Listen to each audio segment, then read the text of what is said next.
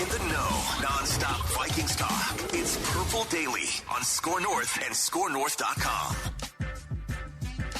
And actually, it's Purple Access right now, part of the Purple Daily brand, of course. It's Judd, it's Declan, producing and co-hosting, as always, and our friend from Vikings Wire, which is where you can find my written work, Tyler Forness, joins us. Also, he has launched a new Vikings YouTube channel, First and Skol, so check that out as well for some great coverage of the draft and the Vikings. Welcome to the show, sir. How you doing, Tyler?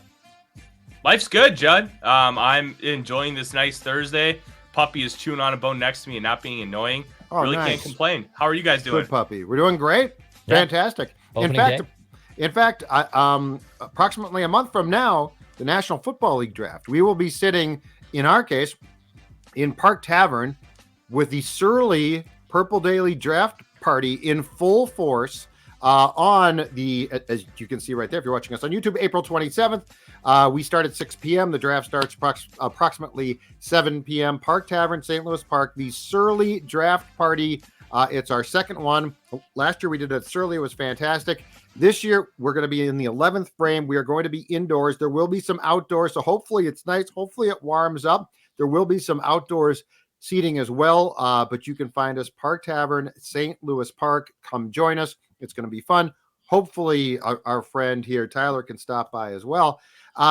So, Tyler, let's talk about this. Let's start with this.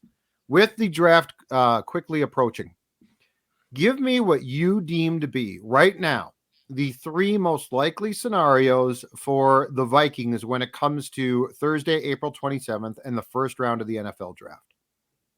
I think you have to start with trade. Trade is the number one most likely scenario. And we saw last year with Kwesi Adolfo-Mensah, all 10 picks that he made were acquired during the draft. So he traded every single one that he went into the draft with and acquired the picks that he ended up making. So when you look at that and how he is a stock trader by trade, I know it feels kind of like repetitive and maybe quote unquote lazy. But at the end of the day, if you have something and you continue to see evidence of it, you can't ignore it. He loves to trade. He loves to try and find value. And I expect him to do the same thing. Will it be up for a quarterback? That remains to be seen. We know that they're targeting a quarterback, but we genuinely don't know how they feel about this quarterback class. Albert Breer linked them to Hendon Hooker once again today, and there's more steam about him, and I'm very torn about the pick. We talked about that last week, Judd, but a trade feels like the most likely scenario, and if it's down, you're going to get a couple picks later on in the draft. I think between 20 and 50, those prospects are about the same. You're not going to see an inherent difference. So trading back and maybe getting, let's say, 2 second-round picks could end up being the best value for the team.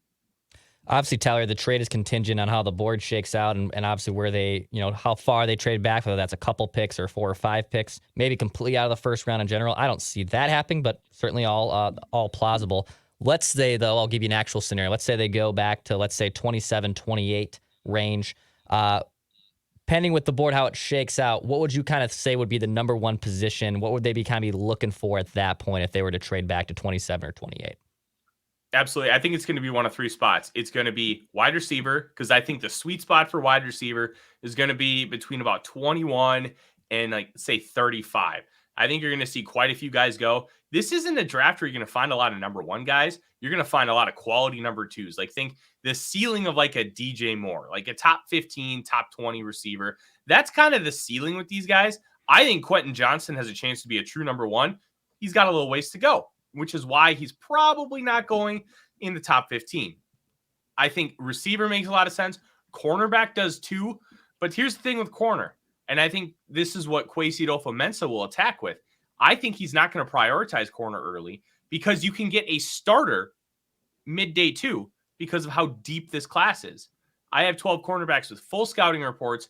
All of them have at worst a high 3rd round grade of at least 79 points. And my 3rd round grade scale is 75 to 80. So we're talking about really good class, and you want to try and hit value. And with trying to hit value, is the value really there at 25, 30? The value is probably there at about 50. So I think cornerback is something you need to consider. And I think the real wild card is pass rusher. whether that be a guy that you want to play 5 technique like a Keon White, or you're talking about a true edge of a Nolan Smith or a BJ Ojolari is there. Look, the Vikings currently have 6 edge rushers on the roster, but they only have 3 technically on the roster for next year. Zadarius Smith's not going to play on that contract next year. There's no chance. And then you have Luigi Villain, Patrick Jones II. Everyone else is a wild card. So depending on how the Vikings view what they want to do here, and especially with Hunter and Davenport having injury concerns, taking an edge, very high premium position would make sense too. Okay, so scenario 2, Tyler, let's say they stick at 23. So the first one is trade. Mm-hmm. Scenario 2 is they stick at 23. They don't trade. If that's the case, what position do you think they target right now? I've been beating the drum for a wide receiver for months, Judd. And when I did a show of Write That Down with you guys, I believe in October, one of the 3 Write That Downs I had is the first pick the Vikings make in the draft would be a wide receiver. They need a number 2. KJ Osborne's not that guy. And even if you think he might be that guy, are you really going to pay him upwards of $10, $12 million next year? No, I don't think so, because there just isn't that upside. So you take a guy in round 1, you get him to be that number 2, and then you have the 5th year option where, hey, he's going to probably hit that playing time incentive. So his 5th year probably be around $15-ish million. If he ends up panning out to where you want to actually enact that 5th year option, that sounds like it's going to end up being a value play. I think you get a guy who can win with quickness, win with route running, and do some of the things that neither Thielen or Osborne were able to do, and that's create separation, especially when you have a potential for a young quarterback coming in. I think that's far and away the best option for this team, because here's the thing with cornerback, Judd. Name one cornerback on the Cincinnati Bengals last year.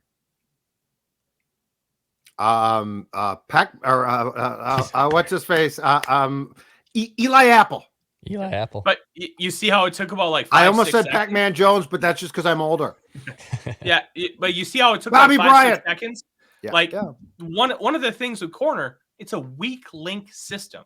As long as you don't have anybody bad, like last year, Chandon Sullivan was bad, and teams attacked him. The Giants attacked Patrick Peterson in his blind spot in that playoff game and really showed that he is an aging guy that can't win with quickness anymore. Correct. Now, as long as you have multiple good players, you don't need an elite one.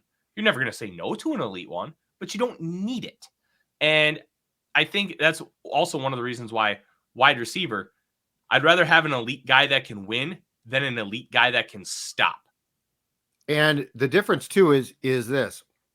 When you go out and sign, and by the way, I applauded this and like it, but when you go sign Byron Murphy Jr., right, who O'Connell basically indicated this week is going to play inside and outside, which is a big ask. Like that means you love this guy.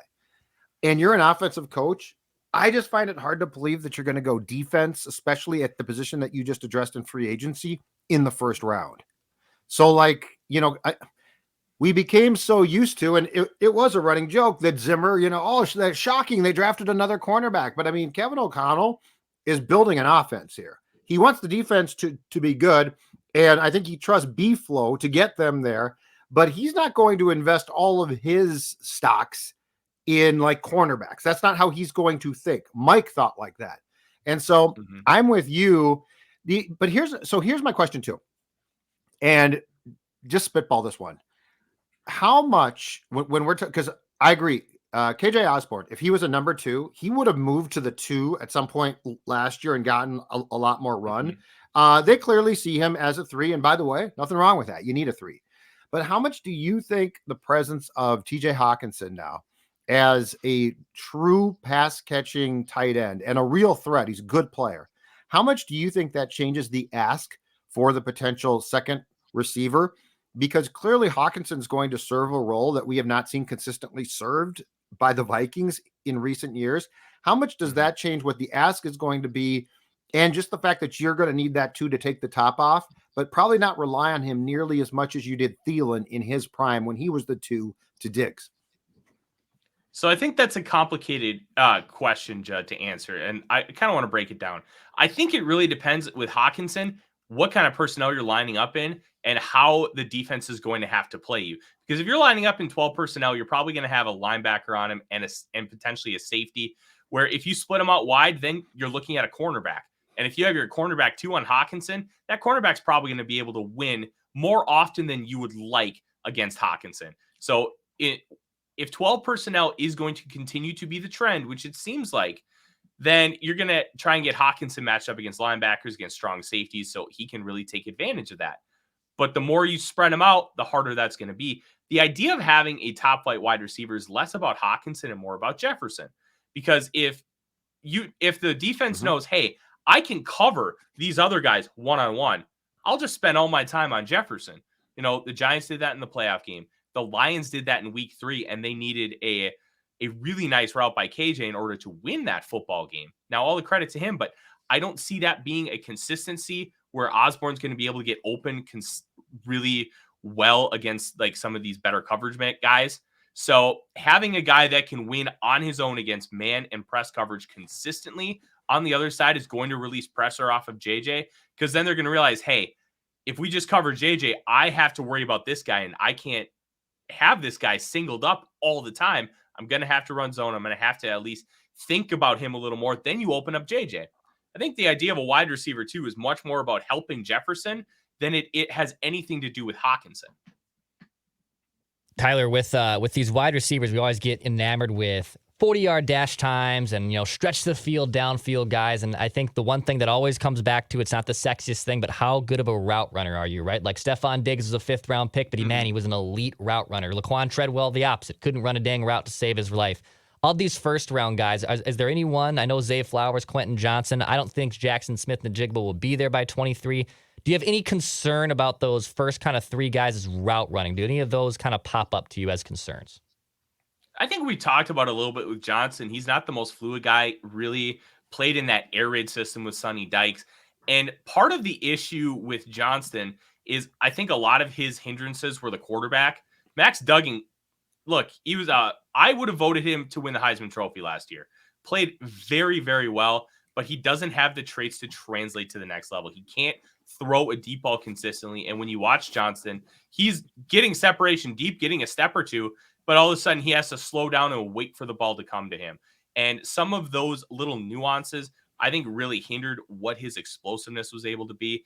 And the air raid offense, you're not asking him to do a lot of different things. So I think he needs to learn nuance. He needs to learn how to sell a little bit better at the top of the stem, and little things like leaning. If you're leaning to the outside, when you break inside, you can create just a little bit of extra separation, just kind of by leaning on the corner and getting him to have his leverage fall towards the sidelines. Those little things I think he needs to figure out. And I think with Keenan McCardell, who was a smaller guy who had to win with nuance and those little details, I think it's a perfect fit. But there are concerns with his route running, and how I project him out, I think he's going to be fine. And even while he learns those things, get him the ball in space and let him be the yards after catch monster that he is, and then send him deep. He can already do a couple things so well that you can deal with him learning on the fly. I don't have concerns with Smith-Njigba and route running at all. The only concern I have is, can he win against press? I didn't see it at all in college. And because of how he was able to release and how they got him to release at Ohio State, I really don't have any burden of proof that I can say, hey, I really believe he can. I didn't see it, so I have questions. Justin Jefferson, you saw in his sophomore year that he could do it on the outside. He just wasn't asked to do it at all in 2019. So, I have questions there. Flowers, the only real questions you have is he's small and can his body handle it. Same with Jordan Addison. Same with Josh Downs. But the player, Brett Coleman, he runs the film room on YouTube, and he works with multiple NFL teams and the league itself. He compared him to Antonio Brown with how he wins with quickness and how he's able to explode in and out. I think the ceiling is not Antonio Brown, but the play style, it makes sense. So I guess of those guys, the only one I really have concern about is Johnston as far as winning in space with route running. Okay, Tyler. So scenario 1 is that the Vikings trade from 23. Scenario 2 is your preferred route of positions, which is wide receiver. What is your third scenario right now, as we said about a month out from the draft, that the Vikings could do in the first round? look, yeah, even though I talked about it not necessarily being a value play, it's got to be cornerback at this point, right? Like they have 3 guys that you would consider NFL cornerbacks on the roster. They have 5 total, but I don't think you really expect anything from Kalen Barnes and Tay Gowan. You've got Andrew Booth Jr., Caleb Evans, Byron Murphy Jr. You need at least 3 more guys. You need 3 NFL capable cornerbacks. So like asking for one in round 1, I don't know if it's the best value play based on what this class is, but you're going to get a guy who you could probably start day 1 and feel comfortable with. A Deonte Banks, a Emmanuel Forbes, and there are the size concerns, but let's ignore those for at least the time being. Cam Smith from South Carolina. Like there are dudes you can get at the back end of round 1. And I think moving back into round 2 and getting more picks would probably make the most sense. But just the position itself, it's a weak link system, but right now it's still a pretty big weak link. So filling it with the guy who can play early, especially with the injury concerns we have with Booth and Evans, I think it is probably your number 3 option at this point. Do you see any defensive ends or even, edge linebacker rushers with the system that Brian Flores is still going to implement, carrying over to a degree from Ed Donatel? Is there any edge rushers you kind of see maybe in round 1 that would make sense for the Vikings to take at 23? Yeah, there are a couple guys. And I mentioned him earlier. I think Nolan Smith from Georgia is the most intriguing guy in this first round. Here's the thing with Georgia. That front line, they ask you to do one thing, and those guys do it well. It's why Trayvon Walker, the number 1 pick last year, had so many questions and detractors because he wasn't asked to do a lot of the things that you want to see a dominant edge rusher do. He wasn't asked to just be like, hey, go pin your ears back and go rush the passer. He didn't have an arsenal of moves.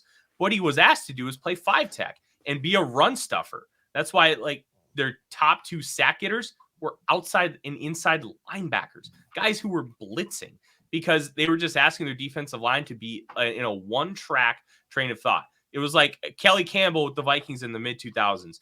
Dude, you're just going to catch screens and go deep. That's all you're going to do. And you know what? He did a pretty good job of it. It's kind of how they ask their defensive line to play. Whether that's right or wrong, I don't think you can argue that the results are there in college. They're back-to-back national champions.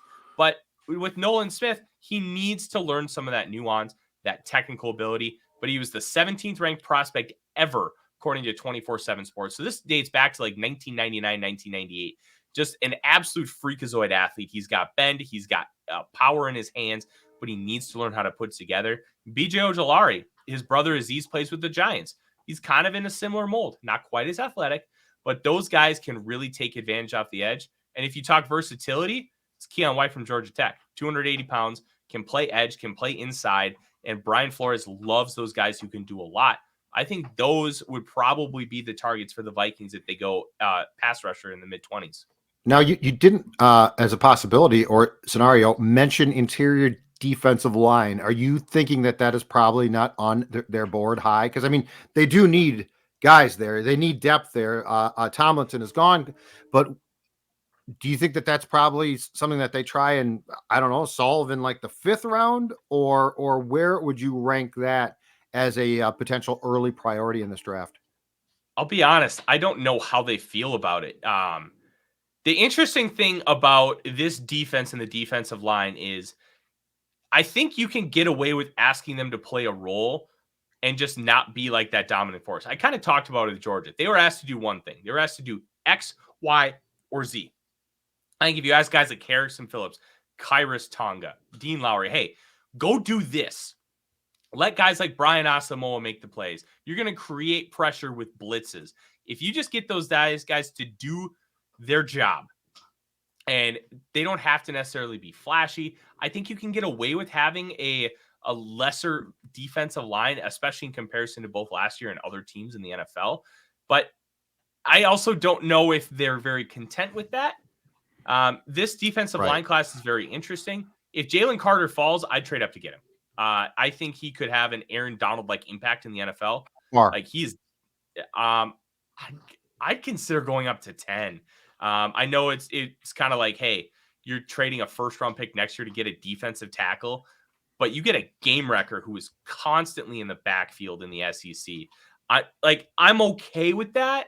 I don't love it, but I'm okay with that. I think if he gets to 10, I'm starting to think about it.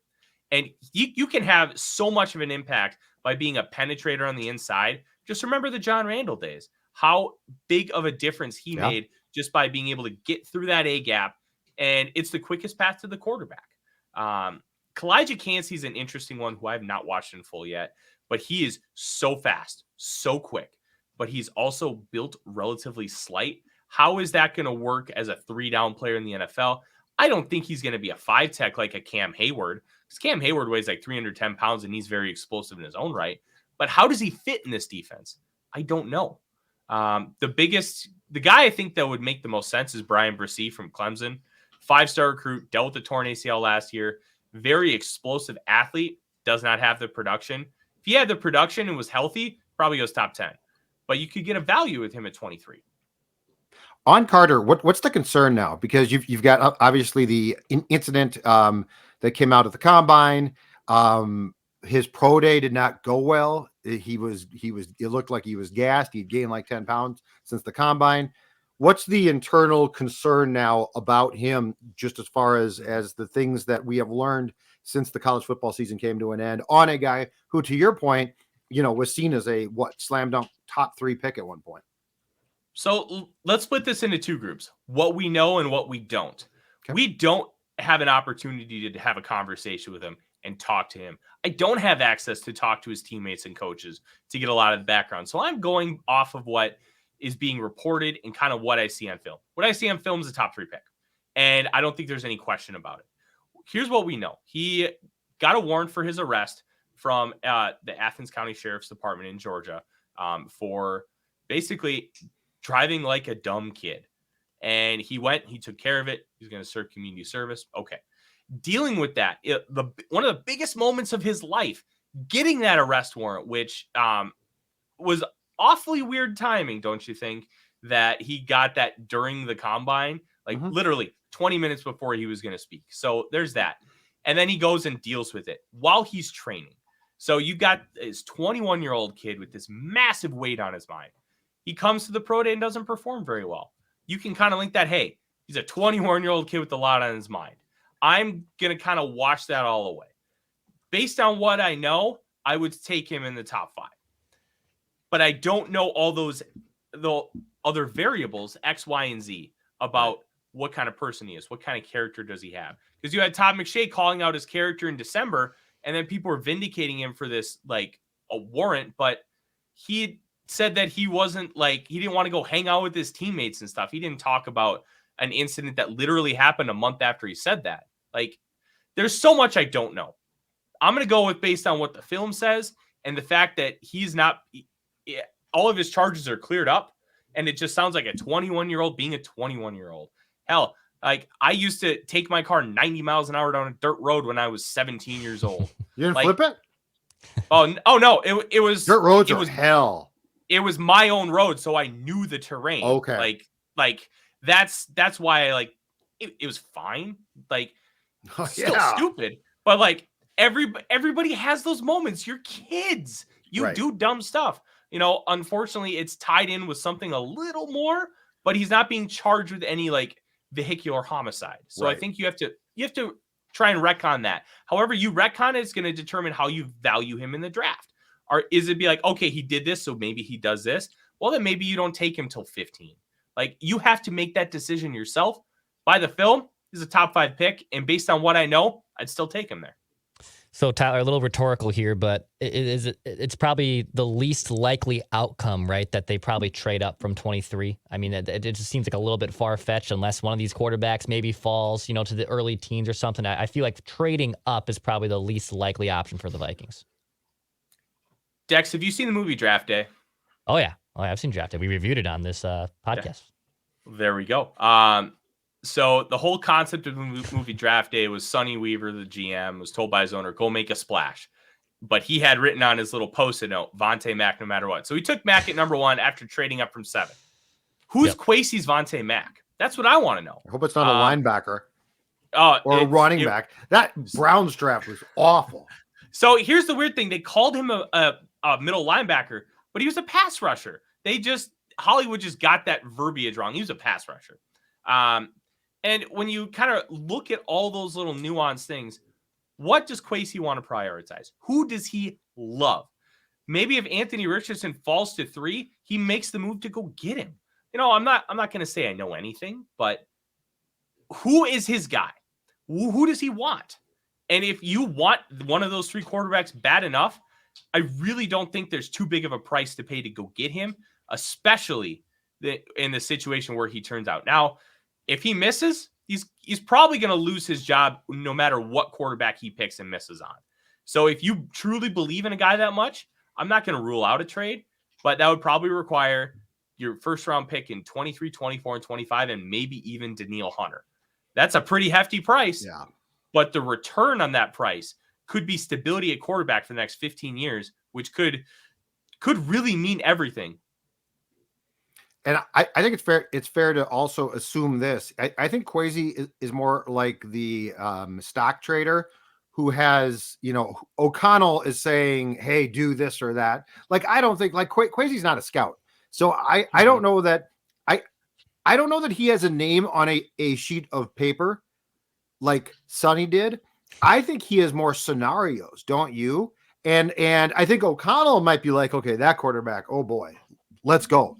But what makes this so intriguing to me is this is definitely a 2 or more man team. Like, this is not Spielman saying, well, I'm an old school scout too, so I know what I saw. Kwesi's smart enough to know what he doesn't know.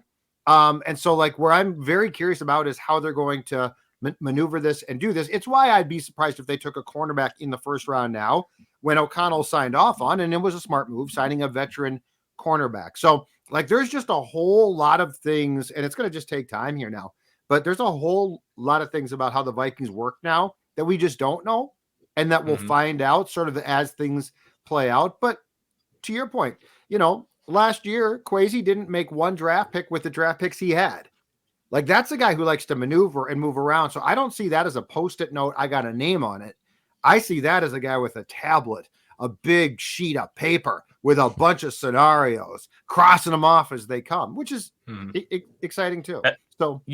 So I'll twofold. One, I think you're right. I think the scenario thing makes a whole lot of sense, especially with his background as a stock trader, him coming into the league as more of an analytics type of guy. And we hear the word analytics, we think PFF and Football Outsiders. There's a lot more to collecting data and analyzing it than is public facing. And I think that needs to be remembered too. But I'll also counter with this, Judd. Caleb Evans was his Post-it note guy last year. And he made it known before the draft, like, oh, there's this guy I was watching tape on. I just love him. And then he made the trade up and basically admitted it was a Caleb Evans. So he found it. I think it's a combination. He found that scenario, went and got his guy. And if there's a quarterback available anywhere past pick 7 of those top 4, I think that's when we see those scenarios really come into play. And I think we're going to be in a very fascinating spot 4 weeks from today, watching what Kwesi Adolfo-Mensah wants to do with a draft where he finally has the flexibility to be able to pick that quarterback of the future. Last thing for me, fair or foul that it feels like, and again, this is like mock draft stuff. Okay. So I have no idea, but since you basically are immersed in this 24/7 around this time of year, Tyler, fair or foul that Will Levis seems to be falling in a lot of mocks? I think it's a little bit of both. Sure. So here's the thing with Will Levis. He's got the ability to make Josh Allen throws once that you just watching like, wow, how in the world did he make that? And then he'll play like 2.5 quarters where he looks like Kirk Cousins, where he just collapses in the pocket. He can't really create on his own. And it's retconning both of those things and trying to parse it all out. Like, who really is this player? But then you look at his talent around him, his offensive line, and his offensive coordinator, Rich Gangrello, did him 0 favors this year. Like, there's a lot of little things. The people that believe in him love him. And that's going to be Mel Kiper Jr. Mel Kiper Jr. also was the highest in the industry on Josh Allen that year. And look at how well Allen turned out. So it really is all how you view him. I always had him in, like, I think I'd take him after like pick 15, 16. And that's kind of where I think his target range is going to be. But if you hit on a quarterback, like, none of it really matters. Right. Like, you can take him at 5, and if he hits, who cares? Quarterback value is just so much higher than any other singular person on an NFL team, that both front office, coaching staff, and the players. So if you hit on him, who cares? But I think just on film, I gave him a 2nd-round grade, and that kind of means the guy I'd feel comfortable taking in the first, especially if you have a year to develop him. But it's mock drafts are weird. It's all about situations, and the more information you have, that's when you really see people start to go up and down.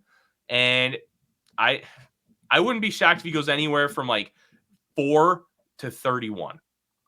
Wow, 31. Jeez.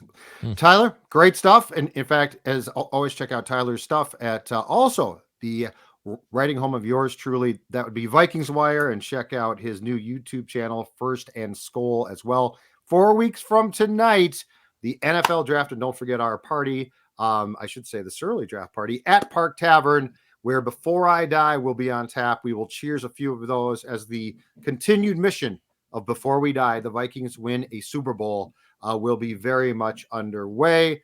Tyler, Declan, I'm Judd. See ya.